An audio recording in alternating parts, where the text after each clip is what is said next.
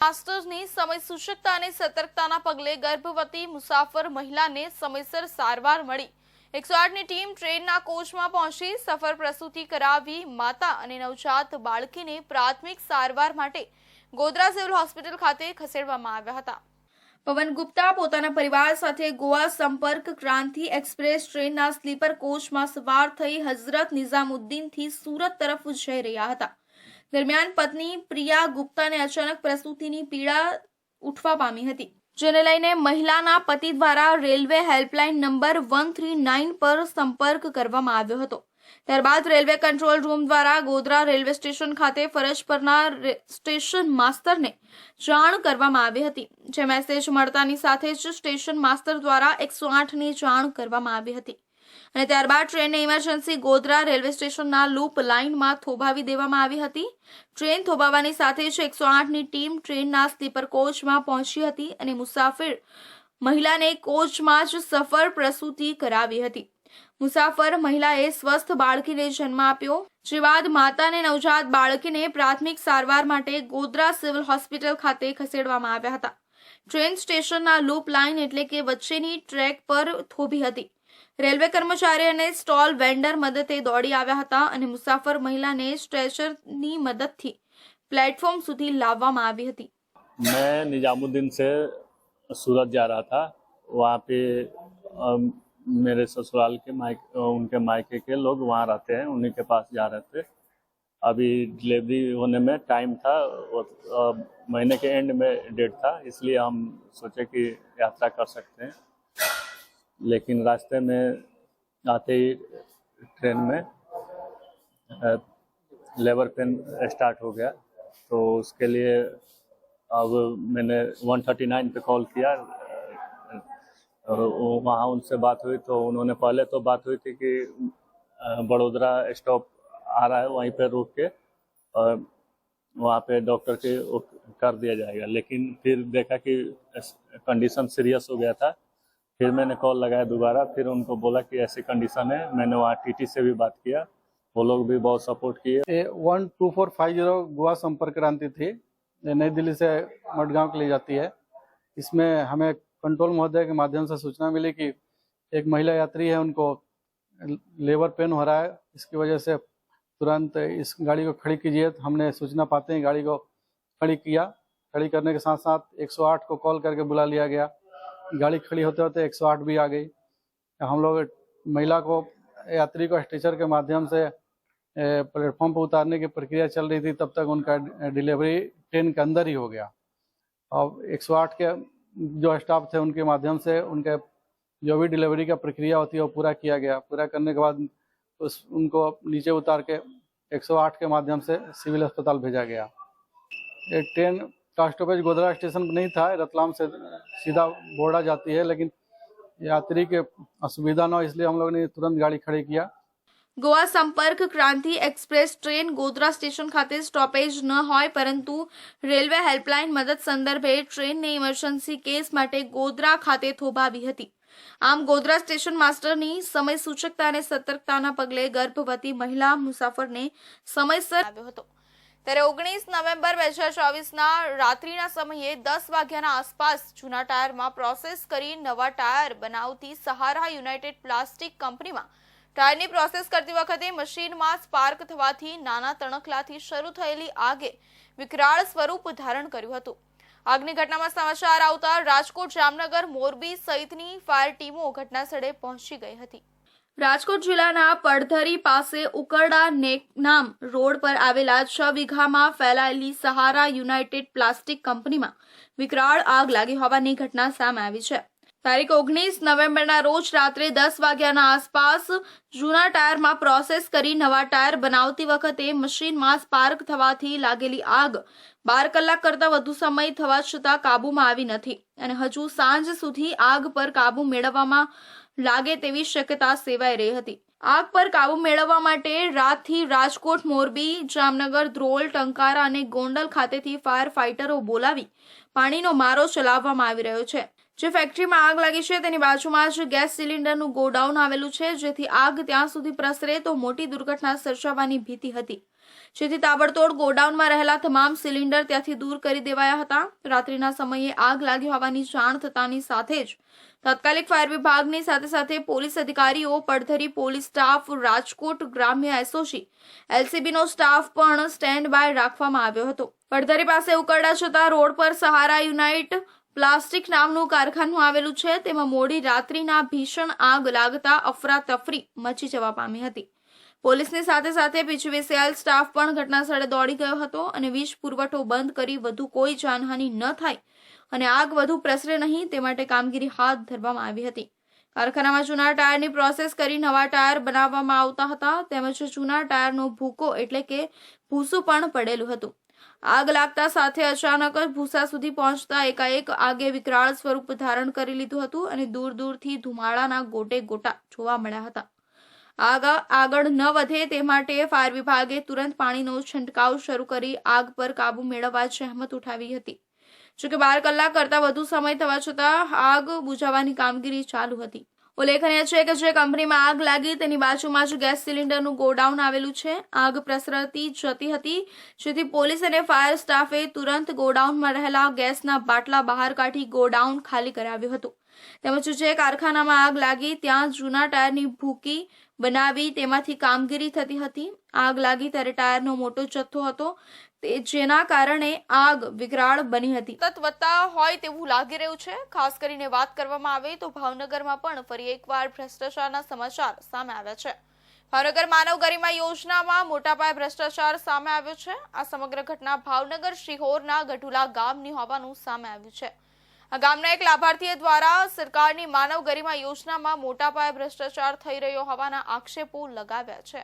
ચોંકાવનારી વાત એ છે કે માનવ ગરિમા યોજનામાં આપવામાં આવતી ટૂલ કીટ બજારમાં માત્ર 5,000ની મળી રહે છે અને એજન્સી દ્વારા 12,000નું બિલ પકડાવી દેવાતા લાભાર્થીમાં રોષ જોવા મળી રહ્યો છે.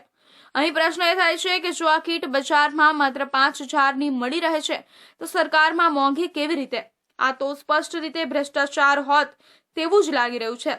5,000ની કીટ આ લોકો 12,000નું બિલ બનાવે છે. તેનો અર્થ એવો છે કે આમાં એક કીટ પાછળ 7,000નો ભ્રષ્ટાચાર થતો હોવાનું સામે આવ્યું છે. કીટમાં જે ગ્રાઇન્ડર મશીન છે, હેમર મશીન છે, એ નબળી ગુણવત્તાના છે. જે માર્કેટમાં આપણને 1,000 રૂપિયામાં મળે છે એ ગ્રાઇન્ડર અહીંયા 2,250ના બિલમાં આપણને આપે છે. એટલે અમને થોડી ગુણવત્તા નબળી રાખી, એટલે મેં કીધું અત્યારે મારા કીટ નથી લેવી.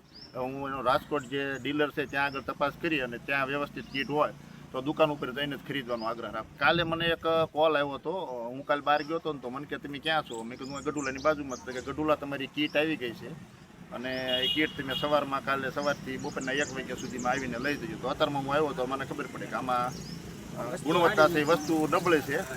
એટલે પછી મેં કીધું તો રહેવા દે, હું રાજકોટથી જ હું એની ખરીદી કરી લઈશ એવું મેં કીધું. અને એ લોકોએ બિલ એની જાતે જ તે જનરેટ કરી અને સાથે મોકલી દીધું છે. એમ કીધેલું નથી. 12,300 તો મેં અત્યારે જો કીટને લીધી હોત અને મેં ઓટીપી આપ્યો હોત તો એ વેન્ડરના ખાતામાં જમા થઈ ગયો હોત. પણ મેં કોડ જનરેટ કર્યો છે મારા ફોનમાં, ઈ સ્કૂટરની એપ્લિકેશન ડાઉનલોડ કરી અને કોડ જનરેટ કર્યો. એટલે જ્યાંથી હું ખરીદી કરીશ ત્યાં એ લોકોને કોડ આપી અને એ QR કોડમાંથી એના પૈસા મેળવી લઈશ. હાવ લો ક્વોલિટીની વસ્તુ છે. હવે બજારમાં જાઓ ને તો એ જે એના બજેટમાં જે એના કોટેશન પ્રમાણે જે છે ને હાવ લો ઓલામાં મળે. આવી ક્વોલિટીનું શું કરવાનું? પરત તો હવે આ લોકો કાંઈ લે નહીં એજન્સીવાળા. મેં તે જે કીટ કાંઈ લીધી નથી એટલે મારે જે ના જઈને જે ઓલા છે ને ડીલર એને આગળ એ વસ્તુ હારી લેવાની ગણતરી છે. મહત્વની વાત એ પણ છે કે લાભાર્થીને આ યોજનામાં આપવામાં આવતી ટૂલ કીટ પર કોઈ પણ પ્રાઇઝ લખેલી હોતી નથી. શિહોર તાલુકાના ગઢુલા ગામે 300થી વધુ કીટ વિતરણ કરવામાં આવી હોવાનું સામે આવ્યું છે. સરકારની માનવ ગરિમા યોજના હેઠળ લાભ લેતા લાભાર્થીને આપવામાં આવતી ટૂલ કીટમાં મોટા પાયે ભ્રષ્ટાચાર થઈ રહ્યો છે. અહીં તો લાભાર્થી દ્વારા આ કીટના બિલ મામલે સામેથી ફોન કરીને વિગતો માંગી ત્યારે સમગ્ર ઘટનાનો પર્દાફાશ થયો છે. શું હવે આ મામલે કોઈ કાર્યવાહી કરવામાં આવશે? તે તો હવે સમય આવે જ ખબર પડશે. ડ્રગ્સનો જથ્થો ઝડપી પાડ્યો છે. નારણપુરા જૈન દેરાસર નજીક એલિફન્ટા સોસાયટીના 14મા માળેથી જથ્થો ઝડપાયો છે. એસોસિએટ જિગ્નેશ પંડ્યા નામના આરોપીના ઘરેથી 256 ગ્રામ 860 મિલીગ્રામ ડ્રગ્સ જપ્ત કર્યું હતું. અમદાવાદ એસઓજી પોલીસની ટીમે મહત્વની કામગીરી કરીને નારણપુરા વિસ્તારમાંથી 25 લાખની કિંમતનું ડ્રગ્સ ઝડપી લીધું છે. પોલીસે જિગ્નેશ પંડ્યા નામના શખ્સના ઘરમાંથી મેફેડ્રોનનો જથ્થો ઝડપી લીધો છે. આ સાથે જ અમદાવાદ એસઓજીએ છેલ્લા 3 વર્ષમાં એનડીપીએસના 100 કેસ પૂર્ણ કર્યા છે. તપાસમાં બહાર આવ્યું છે કે જિગ્નેશ પંડ્યા ઘરે ડ્રગ્સ માટે પાર્ટી યોજતો હતો. અમદાવાદના નારણપુરા વિસ્તારમાં આવેલો એલિફન્ટા સોસાયટીના 14મા માળે રહેતા જિગ્નેશ પંડ્યા નામના વ્યક્તિના ઘરમાં એસઓજીની ટીમે દરોડા પાડી 256.860 ગ્રામ ડ્રગ્સ જપ્ત કર્યું છે, જેની અંદાજિત કિંમત 25.68 લાખ થવા જાય છે. પોલીસે આ રેડ દરમિયાન 5 લોકોની ધરપકડ કરી છે, જ્યારે 7 લોકો સામે પોલીસ ફરિયાદ નોંધાવવામાં આવી છે. મળેલી માહિતી મુજબ અમદાવાદના નારણપુરા વિસ્તારમાં જૈન દેરાસરની નજીક આવેલી એલિફન્ટા સોસાયટીના 14મા માળે એસઓજીની ટીમે મંગળવારે મોડી રાત્રે દરોડા પાડ્યા હતા. પોલીસ તપાસમાં ઘટસ્ફોટ થયો હતો કે મુખ્ય આરોપી જિગ્નેશ પંડ્યા પોતાના ઘરે જ નશેડીઓ માટે ડ્રગ્સ માટે પાર્ટી યોજતો હતો અને પાર્ટીમાં આવનાર પ્રત્યેક વ્યક્તિ પાસેથી વ્યક્તિ દીઠ 1000 રૂપિયા વસૂલતો હતો. ગઈ રાત્રે અમારી ટીમને જે બાતમી મળેલી એના અનુસંધાને નારાયણપુરા વિસ્તારમાં રેડ કરતા 6 આરોપીઓ ડ્રગ્સ સાથે ઝડપાયેલા છે, જેમાં મુખ્ય જે આરોપી છે એ મોહમ્મદ ખાન પઠાણ જે જાવરાનો છે અને એ પ્રતાપગઢથી ડ્રગ્સ લાવી અને અહીંયા મુસ્તકીમ ઉર્ફે ભૂરો તેને ડ્રગ્સ આપી અને જે આ નારાયણપુરામાં જે જિગ્નેશ પંડ્યાનું જે મકાન આવેલું છે ત્યાં બીજા અન્ય 3 પેડલરો મોહમ્મદ એઝાદ, અબરાર ખાન અને ધ્રુવ પટેલ આ ત્રણેયને ડ્રગ્સ આપવાના હતા. જે અનુસંધાને બાતમી મળતા અમે લોકોએ તે મકાનમાં રેડ કરતા આ 3 જે પેડલરો છે એની પાસેથી પણ ડ્રગ્સ મળેલ છે. એ ઉપરાંત જે મુસ્તકીમ છે જેને ડ્રગ્સ મગાવેલ હતું અને જે મોહમ્મદ ખાન છે જે ડ્રગ્સ લઈ આવેલ હતું પ્રતાપગઢ, એ પણ પકડાઈ ગયેલ છે અને ડ્રગ્સ ગાડીમાંથી પણ બરામદ કરેલ છે અને એના પાસેના કબજામાંથી પણ કરેલ છે. અને જે જિગ્નેશ પંડ્યા છે એ પોતાનું મકાન છે એ ડ્રગ્સને પાર્ટી કરવા માટે આપતો હતો અને એ રીતે પોતે આર્થિક ફાયદો 1000 રૂપિયા જેવો મેળવતો હતો. અત્યાર સુધી 3 વાર જિગ્નેશે પોતાના ઘરે ડ્રગ્સ પાર્ટી કરી હોવાનું પણ પોલીસ તપાસમાં બહાર આવ્યું છે. જિગ્નેશ અગાઉ ઘરે દારૂની પાર્ટી પણ કરતો હતો અને રાજસ્થાનથી મોહમ્મદ ખાન ડ્રગ્સ લાવ્યો હતો. પોલીસે મુખ્ય આરોપી જિગ્નેશ, ડ્રગ્સ લાવનાર અને ડ્રગ્સ ડિલિવરી લેવા આવનાર સહિત 5ની ધરપકડ કરી છે. તપાસમાં બહાર આવ્યું છે કે આરોપીઓ વોટ્સએપ કોલ થકી પાર્ટી માટે કનેક્ટ રહેતા હતા. તેઓ પાર્ટીમાં જનાર લોકોને એક સ્થાન પર બોલાવતા અને છેલ્લે પાર્ટીના લોકેશન પર તમામને લઈ જવાતા હતા. ઉલ્લેખનીય છે કે નારણપુરા એનડીપીએસ કેસ સાથે એસઓજી પોલીસે છેલ્લા 3 વર્ષમાં 100 કેસ પૂર્ણ કર્યા છે. માંથી કચરામાં ફેંકી દેવાયેલા શંકાસ્પદ નકલી ચલણી નોટો મળી આવી હતી. એસઓજી પોલીસને જાણ થતાં ઘટના સ્થળ પર પહોંચી શંકાસ્પદ ચલણી નોટોનો કબજો લઈ આગળ તપાસ હાથ ધરી છે. ગુજરાતના ભાવનગરના રસ્તા પર 500 રૂપિયાની નકલી નોટ રઝળતી જોવા મળી હતી. ભાવનગરના નવાપરા વિસ્તારમાં રોયલ કોમ્પ્લેક્સની પાછળની સાઈડથી કચરાના ઢગલા પાસે 500 રૂપિયાની નકલી નોટનો જથ્થો રસ્તા પર રઝળતો જોવા મળ્યો હતો. પહેલી નજરે જોતા કોઈપણ વ્યક્તિ આ નોટને અસલી સમજી બેસે તેવી જ દેખાતી હતી. જોકે રસ્તા પરથી આટલી બધી રઝળતી નોટો જોઈને લોકો પણ ચોંકી ગયા હતા. આ રસ્તા પર રઝળતી નકલી નોટોને લઈને ભાવનગર પોલીસે હાલ તપાસ શરૂ કરી છે. ભાવનગર શહેરના નવાપરા વિસ્તારમાં રોયલ કોમ્પ્લેક્સને પ્રિન્ટિંગના હબ તરીકે ઓળખવામાં આવે છે. અહીં વિવિધ છાપકામ કરવામાં આવે છે. આ વિસ્તારની આસપાસ ભારતીય બનાવટની નકલી ચલણી નોટોનો જથ્થો કચરા સાથે રસ્તા પર રઝળતો જોવા મળ્યો હતો. આ મામલે હાલ ભાવનગર એસઓજીની ટીમ ઘટનાસ્થળે પહોંચી તપાસ શરૂ કરી છે કે રસ્તા પર રઝળતી આ નોટ ક્યાંથી આવી, હુબહુ અસલ દેખાતી એવી નકલી ચલણી નોટનું છાપકામ ક્યાંથી અને કોના દ્વારા કરવામાં આવ્યું હતું. નોંધનીય છે કે મહારાષ્ટ્રમાં વિધાનસભાની ચૂંટણી યોજાઈ હતી, ત્યારે ચૂંટણીના 1 દિવસ પહેલા એટલે કે સોમવારે 18 નવેમ્બરે મહારાષ્ટ્રના સેન્ટ્રલ ક્રાઇમ યુનિટ દ્વારા મૂળ ભાવનગરના 19 વર્ષના યુવકની ધરપકડ કરવામાં આવી હતી. 19 વર્ષનો મૂળ ભાવનગરના રહેવાસી આર્યન જાબુચા પાસેથી 500 રૂપિયાની 10,352 નકલી ચલણી નોટ મળી આવી હતી. આર્યન પકડાયો તેના બીજા જ દિવસે ભાવનગરમાં રસ્તે 500 રૂપિયાની નકલી નોટો રઝળતા પ્રશ્ન થઈ રહ્યો છે કે શું ભાવનગર અને મહારાષ્ટ્ર વચ્ચે આ નકલી નોટો વચ્ચે કંઈ કનેક્શન હશે?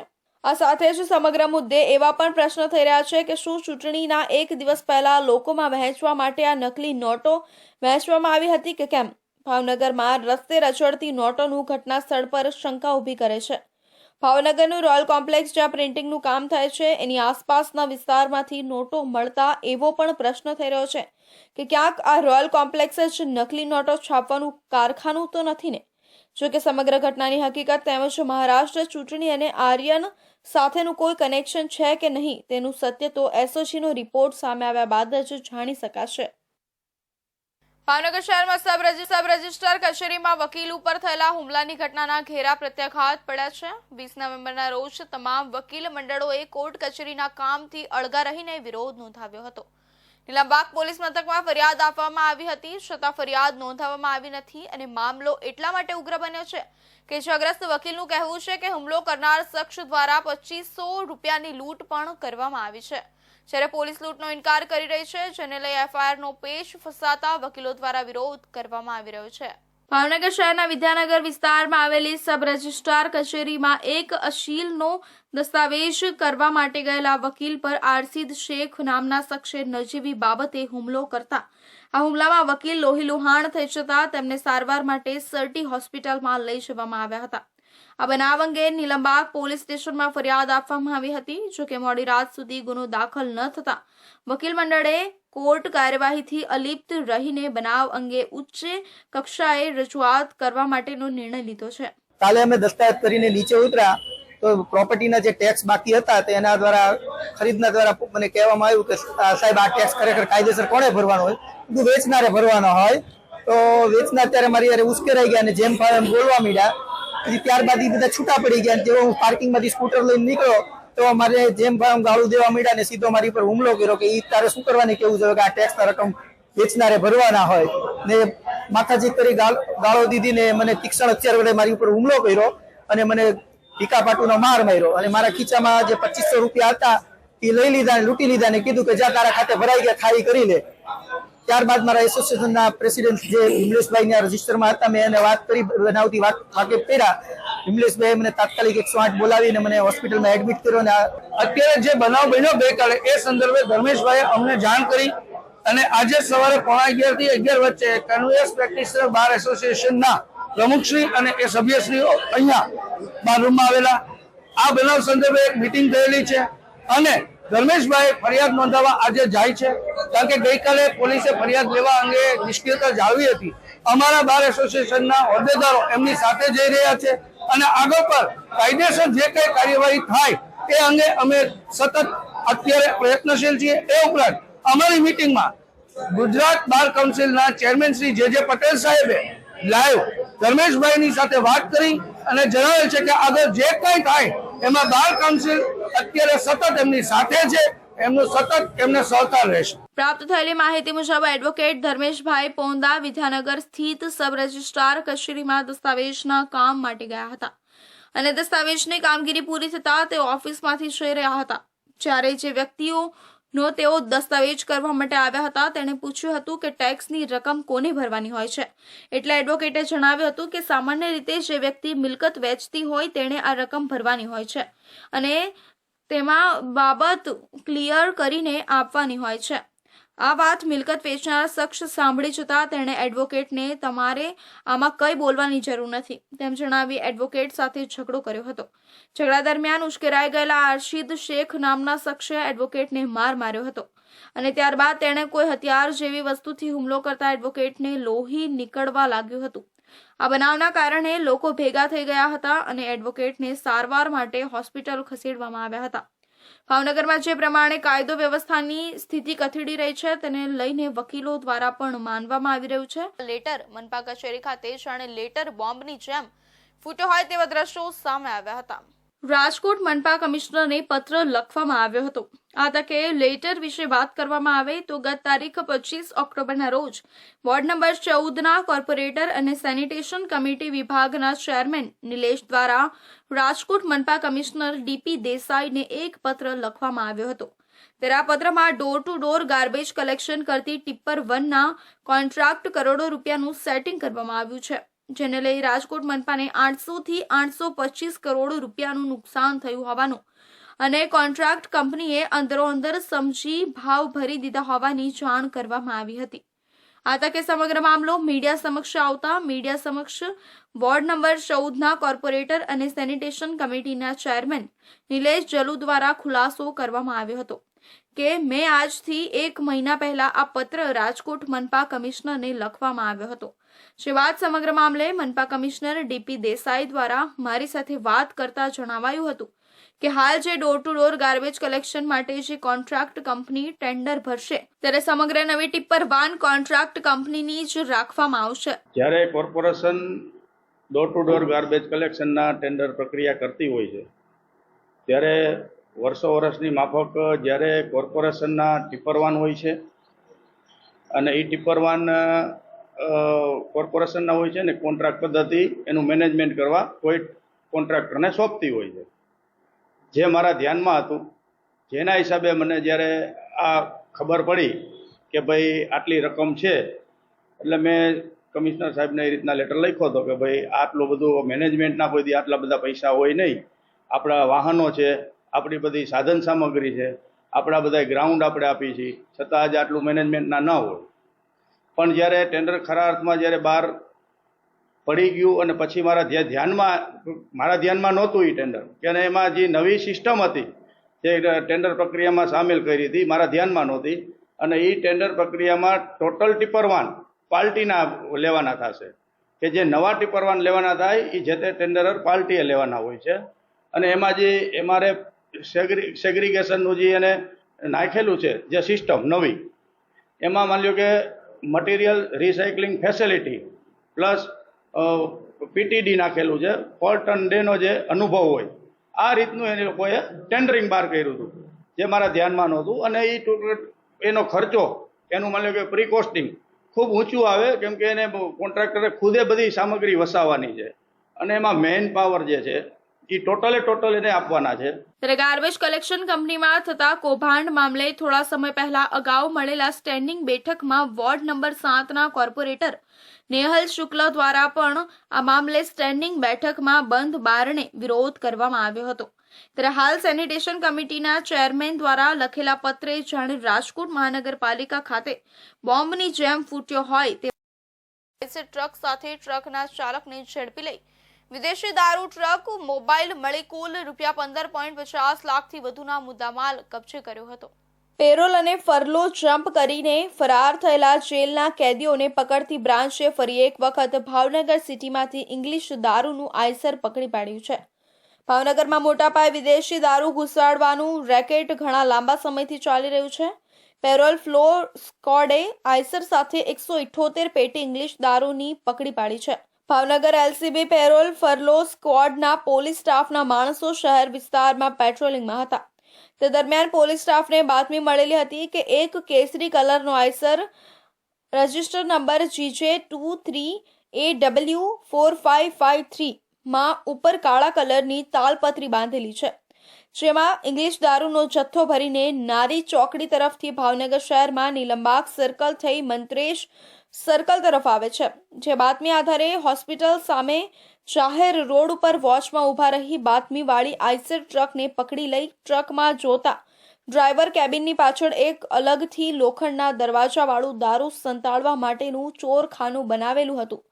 તેમાં ઇંગ્લિશ દારૂ સંતાડેલો હતો જેથી પોલીસે દારૂના જથ્થો સહિત કુલ ₹15,64,960નો મુદ્દામાલ જપ્ત કર્યો હતો. રાજસ્થાનથી આઈસર ગાડીમાં વિદેશી દારૂ ભરીને ભાવનગર શહેરમાં કટિંગ કરવાનું હતું એ પહેલા પકડાયું છે. એ ડિવિઝન નીલમબાગ પોલીસથી માત્ર 50 મીટર દૂર આ વિદેશી દારૂ ભરેલું આઈસર પકડાયું છે. એલસીબી તથા પેરોલ ફ્લોએ વિદેશી દારૂનો જથ્થો, આઈસર ટ્રક, મોબાઈલ ફોન મળી કુલ ₹15,64,460ના મુદ્દામાલ સાથે ટ્રકના ચાલક આકાશભાઈ ઉર્ફે બલાડ મનસુખભાઈ પરમાર તથા તેની સાથે રાકેશભાઈ ઉર્ફે કાળુ પ્રવીણભાઈ સચિયાની ધરપકડ કરી તેની વિરુદ્ધ નીલમબાગ પોલીસ મથકમાં ગુનો દાખલ કરવામાં આવ્યો હતો. જ્યારે પ્રવીણભાઈ ઉર્ફે બાળો શામજીભાઈ રાઠોડ ગુનાહિત ઇતિહાસ ધરાવે છે અને તેને પકડવાનો બાકી છે. તેને ઝડપી લેવા ચક્રો ગતિમાન કર્યા.